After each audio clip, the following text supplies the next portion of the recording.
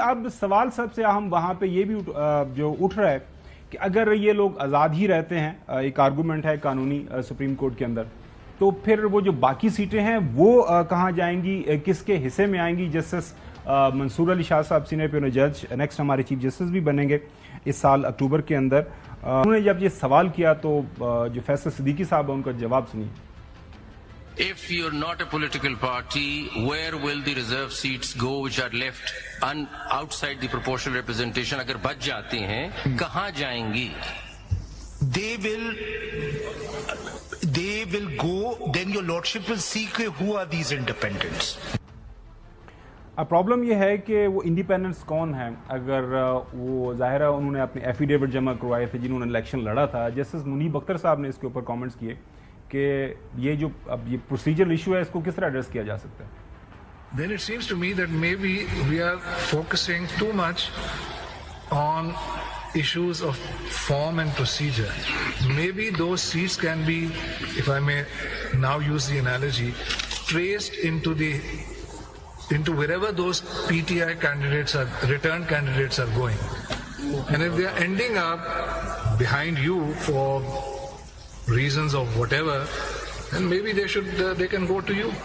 As a matter of form, as a matter of substance, once we have identified that here is a political party entitled to those seats, where is that political party? Is it before us? Is it not before us? Well, of course, these are issues of procedure. But can procedure trump the Constitution, or are we allowed to trace those members? And it's not too difficult to trace because everyone says that they are now standing behind Sunni Ittihad Council. There you have it.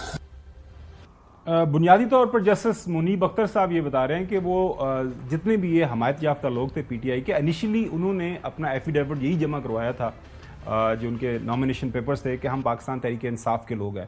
لیکن ظاہر ہے بعد میں ان کو وہ party symbol نہیں ملا، پھر وہ انڈیپینڈنس ڈکلیئر کر دی الیکشن کمیشن کی طرف سے. تو وہ کہہ رہے ہیں کہ اگر سارے کا سارا معاملہ ہم بیک ٹو دا اوریجنل جائیں گے تو پھر حل نکل ہی آئے گا.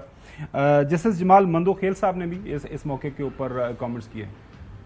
سلمان اکرم راجہ صاحب کی پٹیشن سپوز الاؤ ہوتی ہے اور یہ ڈکلیئر کر دیا جاتا ہے کہ یہ کینڈیڈیٹس تھے، یہ پی ٹی آئی کے تھے، یہ آزاد نہیں تھے، اور یہ واپس گھر چلے جائیں، تو آپ کہاں کھڑے ہوں گے؟ Sir, I don't think the Sunni Ittihad will have any problems. There you are conflicted. You are conflicted. You have watched all your arguments.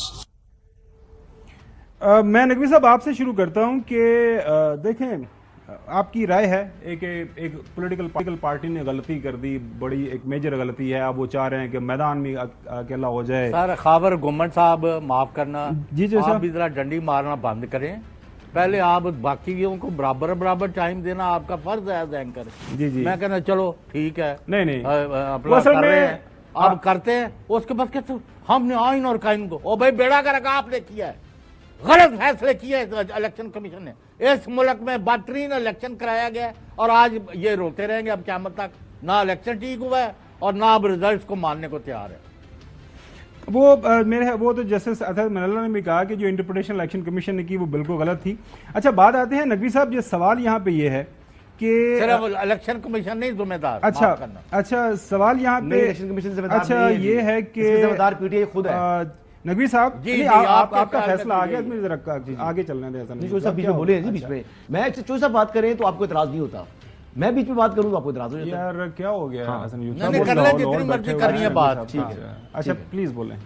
نہیں میں تو یہ بات کہہ رہا ہوں کہ جب غلطی آپ کرتے ہیں تو اس کی کاسٹ آپ کو پے کرنی پڑتی ہے. پے ہو گئی، ہاں، تو پھر اب چلو نہیں چلے گا، یعنی چلو خیر ہو گیا، ملک کا کیا کرنا، اب دوبارہ کریں، ملک انشاءاللہ چلے گا. اچھا نقوی صاحب میں آپ کے پاس نقوی صاحب اب سوال یہاں پہ. اچھا میں چوہی صاحب ایک منٹ، نقوی صاحب دیکھیں ایشو ہے، اگر آپ یہ کریں کہ کہیں گے کہ آپ نے اچھی ویسے مثال دی کہ کینسر تو ہے، اب اس کی علامات بھی آپ کے سامنے آ گئی اور cancer is a very serious. Khawar آپ کا اور نقوی صاحب اچھا سیریس نہیں، میں ایک بالکل چوہی صاحب ایک پرابلم ہے نا، پاکستان اس وقت سیاسی عدم استحکام کا شکار ہے، اس کی وجہ تو ہے نا بڑی. اچھا اب یہ ہے کہ نقوی صاحب اب پرابلم ہے، بیماری ہے، اب کیا آپ نے اس مریض کو آپ نے کیا کوئی سرجری کرنی ہے، یا پھر آپ نے کیا جو ہے ان کی کیمو تھراپی کرنی ہے، یا پھر وہ کیا باہر تو امریکہ یا ویسٹ کے اندر وہی ہوتا ہے نا کہ ایک ایسی جگہ پہ پہنچ جاتا ہے مریض وہ کہتا ہے بس آرام سے یار، وہ الاؤ کرتا ہے ان کا قانون کہ اس کو ٹیکہ لگا دیں،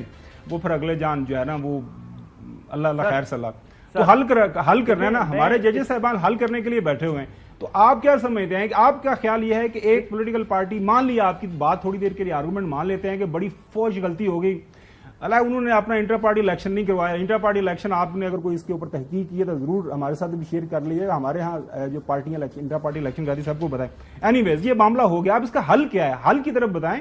بیماری کا ہمیں پتا ہے، بیماری سب کو پتا ہے. سنیں، اب آپ میرا جواب سنیے گا، ٹھیک ہے؟ دیکھیں یہ سارا سیاسی عدالتی یہ جتنا چکر چل رہا ہے اور یہ روزانہ کی بنیاد پر جو ذہنی عیاشی ہو رہی ہے، اس کے خاتمے کا صرف ایک چھوٹا سا ایک لائن کا حل ہے. آج اسلام آباد ہائی کورٹ کا فیصلہ آیا نا، پی ٹی آئی اس پہ بہت خوش ہے نا، معطل کر دیا گیا وہ ججز کو، اپوائنٹمنٹ کا جو ریٹائرڈ ججز تھے ٹریبونل بنانے کا، معطل کر دیا گیا فیصلہ. پی ٹی آئی اس پہ بہت خوش ہے، ہم بھی خوش ہیں.